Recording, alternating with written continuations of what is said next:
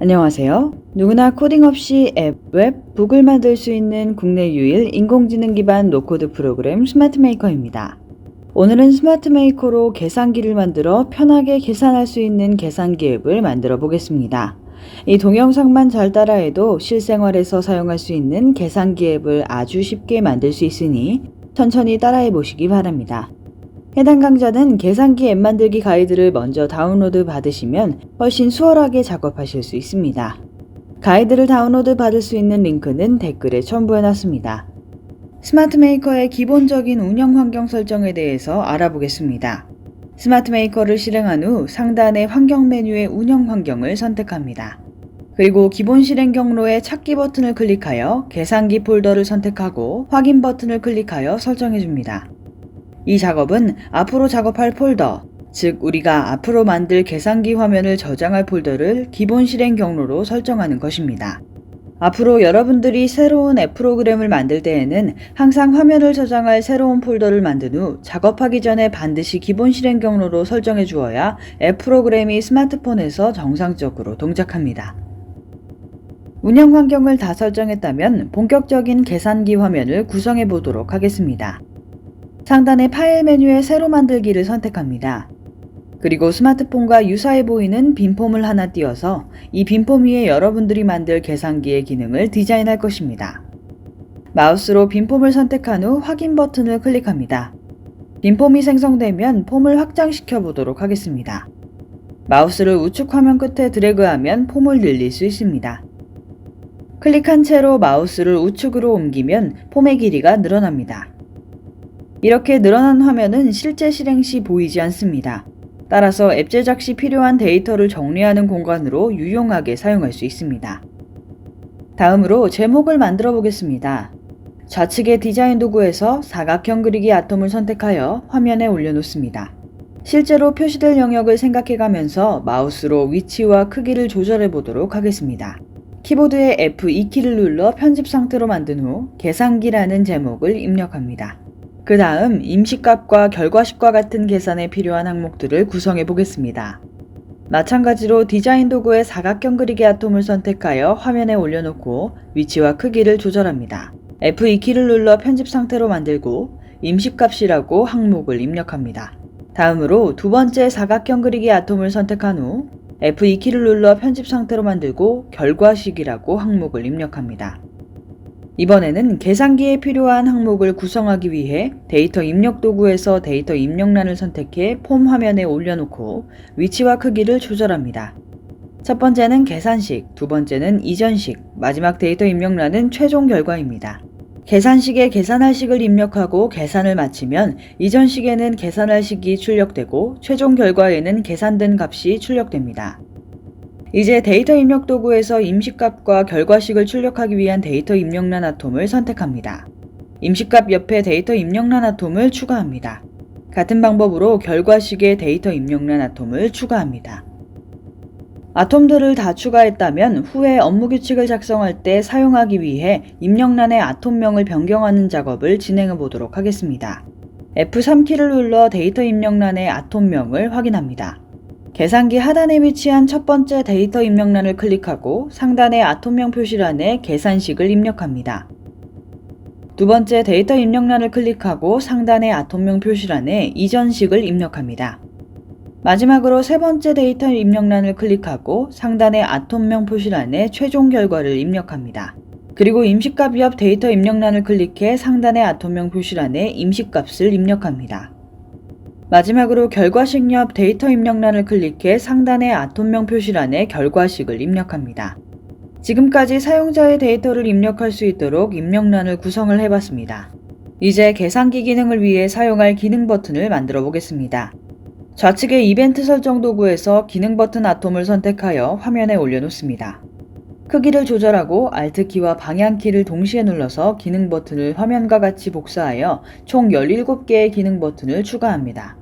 버튼의 크기를 조절하고 버튼 전체를 드래그해서 위치를 조정합니다.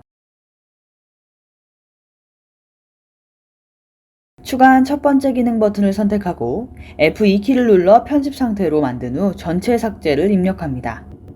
같은 방법으로 차례대로 나누기, 곱하기, 지우기, 7, 8, 9, 빼기, 4, 5, 6, 더하기, 1, 2, 3, 등호 0을 입력합니다.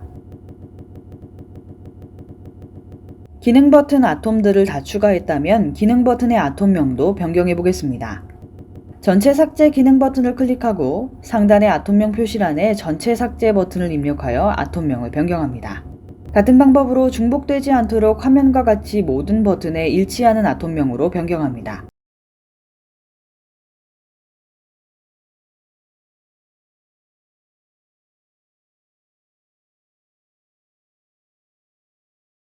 지금까지 계산기 화면을 구성해 봤습니다. 이제 데이터 입력란의 상세 속성을 설정해 보도록 하겠습니다. 계산식 입력란을 마우스 우클릭하여 스타일 속성을 선택합니다. 화면 속성에서 읽기 전용을 체크합니다. 계산식 입력란을 사용자가 임의로 입력할 수 없도록 제한하기 위한 설정입니다. 두 번째로 이전식 입력란을 마우스 우클릭하여 스타일 속성을 선택하고 화면 속성에서 읽기 전용을 체크합니다. 마지막으로 최종 결과 입력란 또한 마우스 우클릭하여 스타일 속성을 선택하여 화면 속성에서 읽기 전용을 체크합니다. 스타일 속성 설정을 모두 마쳤다면 업무 규칙을 작성하겠습니다. 아톰이 없는 빈 배경에서 마우스 우클릭하여 업무 규칙을 선택합니다. 아무것도 입력하지 않은 빈 업무 규칙 창을 확인합니다. 동영상에서 나오는 문장을 똑같이 적습니다.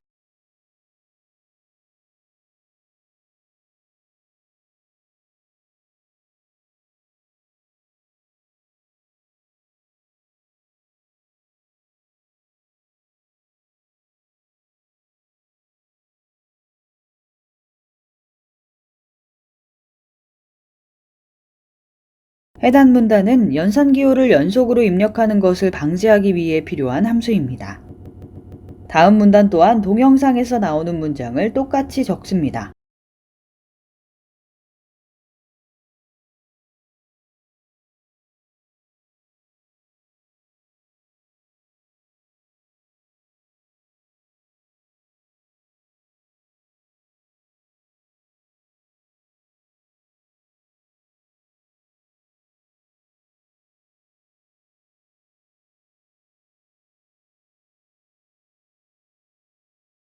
해당 문단은 진행관리자를 사용하여 계산식 입력란에 수식 문자열을 합치기 위한 함수입니다. 업무 규칙에 대한 설명은 가이드에 자세히 나와 있으니 참고 바랍니다.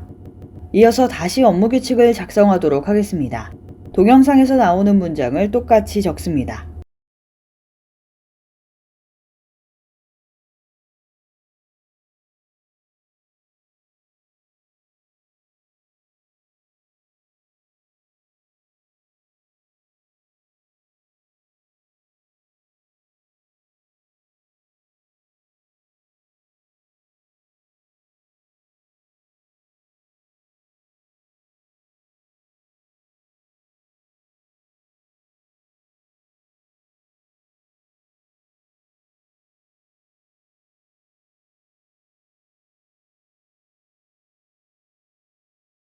연산식 업무 규칙을 사용하기 위해서는 수식 이외의 입력란 아톰이 필요합니다. 결과식의 연산식이 예를 들어 입력란 더하기 입력란 1이라고 한다면 마지막에 위치한 입력란 1의 연산 실행을 실행한다 라고 선언해야 결과식의 연산식이 계산됩니다. 따라서 입력란 아톰의 이름을 임시값으로 이미 설정하고 임시값의 연산 실행을 실행하면 결과식의 연산식이 계산됩니다. 이전 식에는 계산식을 참고하고 계산식은 공백을 만듭니다. 계산된 결과식을 최종 결과에 참조하여 화면에 보여주는 기능을 설정합니다. 이번에는 업무규칙 실행창 상단의 아톰명에서 지우기 버튼을 선택합니다. 업무규칙의 실행창 상단의 메시지에서 지우기 버튼을 누르면을 선택합니다. 빈 메시지 함수가 생성되면 동영상에서 나오는 문장을 똑같이 적습니다.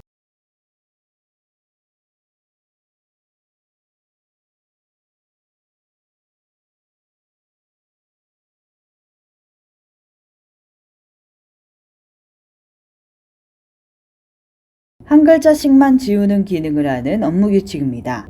계산식의 일부는 마지막 문자를 제외한다는 것을 의미합니다.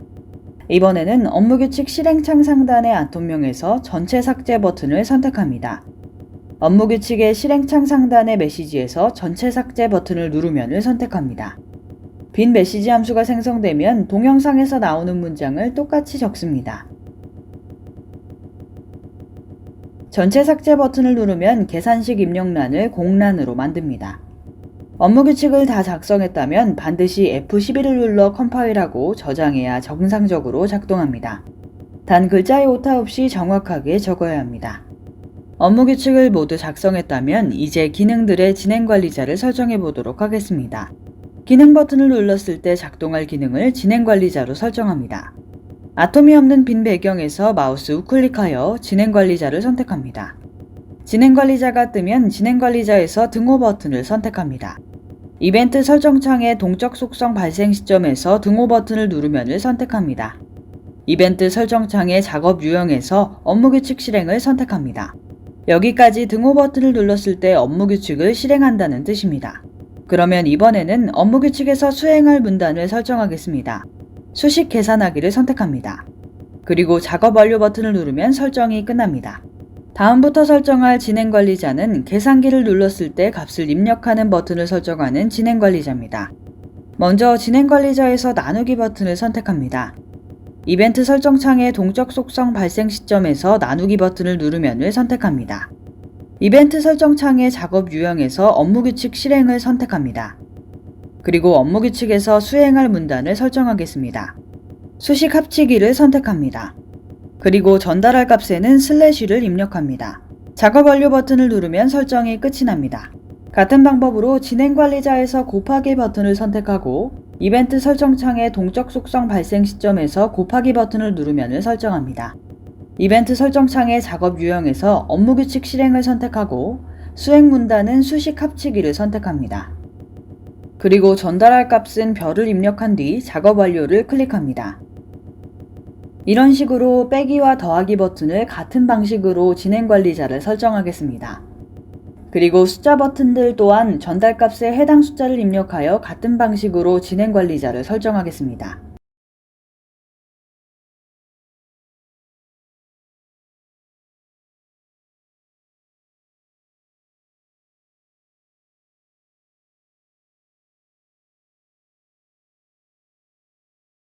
진행 관리자를 모두 설정했다면 현재 작업 중인 파일을 확인하고 파일 이름을 계산기라고 설정한 후 저장 버튼을 누릅니다.